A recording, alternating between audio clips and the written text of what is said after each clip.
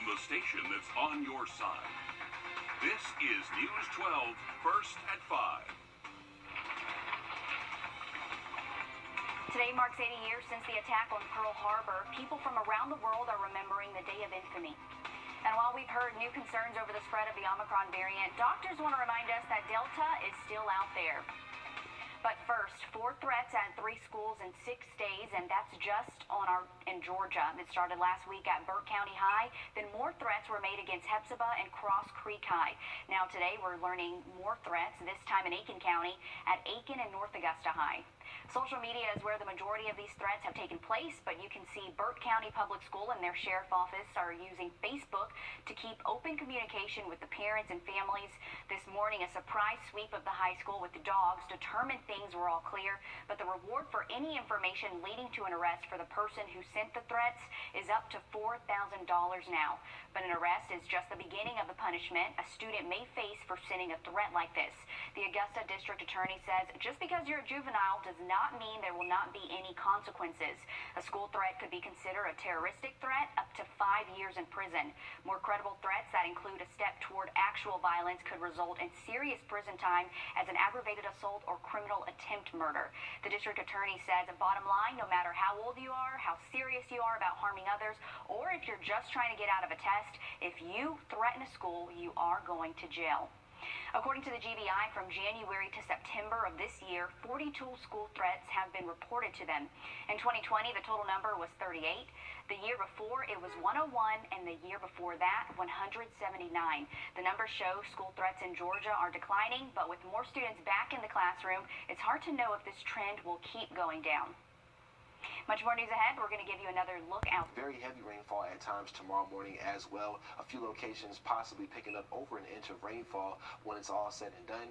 Going towards lunchtime tomorrow, things will slowly start to clear out for us from the north to south, so our southern counties will be the last to see some clear skies heading towards your Wednesday evening, and a very cold start expected for your Thursday. We'll talk about that more in your full forecast. Earlier today, an Aiken deputy was involved in a rollover injury accident in Wrdw near Dollar General. The crash shut down the road at the time. Aiken County Sheriff's Office told us that the officer and driver of the other vehicle were taken to the hospital with minor injuries. The cause is under investigation. Also today, a car hit a Richmond County school bus along Windsor Spring Road. It happened right near Tobacco Road. The Richmond County Sheriff's Office says no kids were on the bus at the time of the crash, but you can see the car crushed pretty badly. We're told the driver of the car did suffer injuries, but is expected to be okay. A lawsuit is being filed against Bank of America claiming that they bent the rules and ignored banking customs for Alec Murdaugh. This is in connection to an alleged money laundering scheme. The lawsuit was filed by an attorney for the family of Murdaugh's former housekeeper. Her family says that her death led to a settlement that they say they never received. Now the bank is saying that the only one in the wrong is Murdaugh. Today marks the 80th anniversary of the attack on Pearl Harbor. It was December 7th, 1941, when Japan carried out a surprise strike on a U.S. military base in Hawaii. Hundreds of airplanes attacked, close to 2,400 U.S. military and civilians killed. Around 30 survivors will return today, many of them in their hundreds, recalling the faces of their fallen brothers who will forever live in their memory. That survivors I can tell about it. A lot of people cannot, and I figure I'm honoring them by being there and showing my face. According to the Department of Veteran Affairs, one of the 16 million who served in World War II, roughly 240,000 are still living. Today, the festive brass of Myrtle Beach has the honor of performing in the 80th anniversary ceremony in Hawaii. Remembrance event organizers invited the 23-member ceremonial all-brass ensemble to play. The band will also lay wreaths in the USS Arizona Memorial. The group spent months raising thousands of dollars to be there. The president of the group says this is a huge honor for them.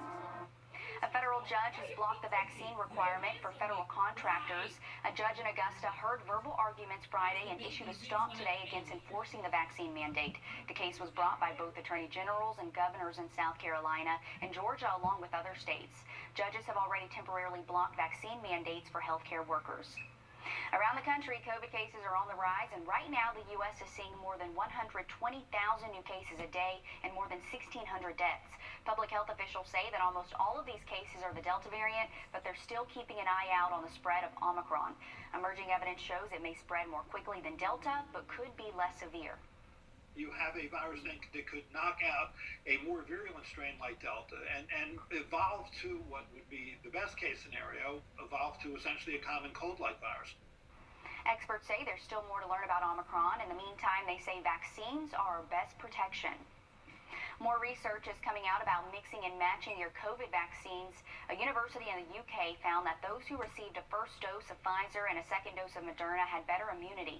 This was compared to those who got the same two vaccines.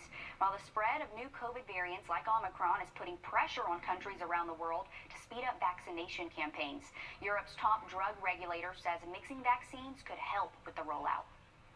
The Lucy Craft Laney Museum of Black History is working on documenting the iconic businesses of the Golden Blocks era in Augusta, and one of the most iconic was the Lenox Theater.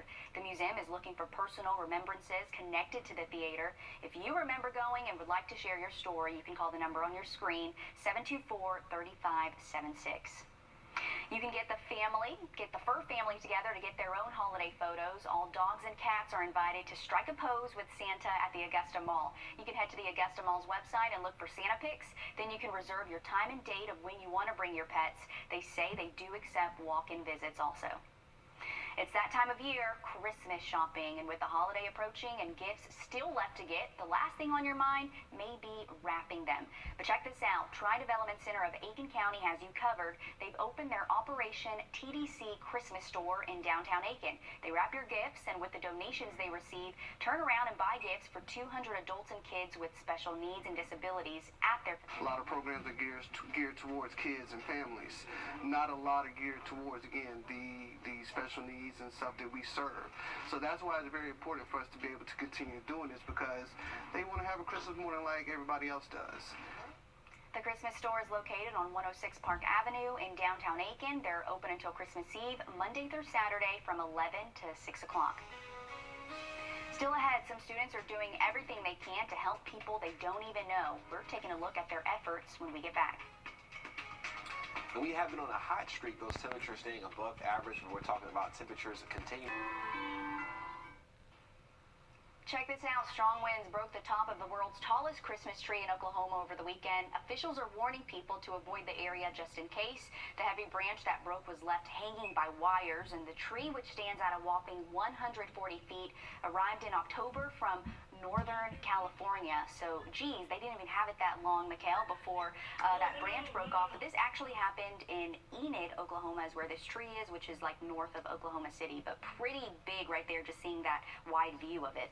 I was just going to ask, where is Enid? That's my first time hearing of that. But that is a very tall tree, and, you know, the winds only get stronger as you go up in the atmosphere. It wasn't, you know, what am I trying to say? It wasn't that high in the atmosphere, but apparently it was high enough, right?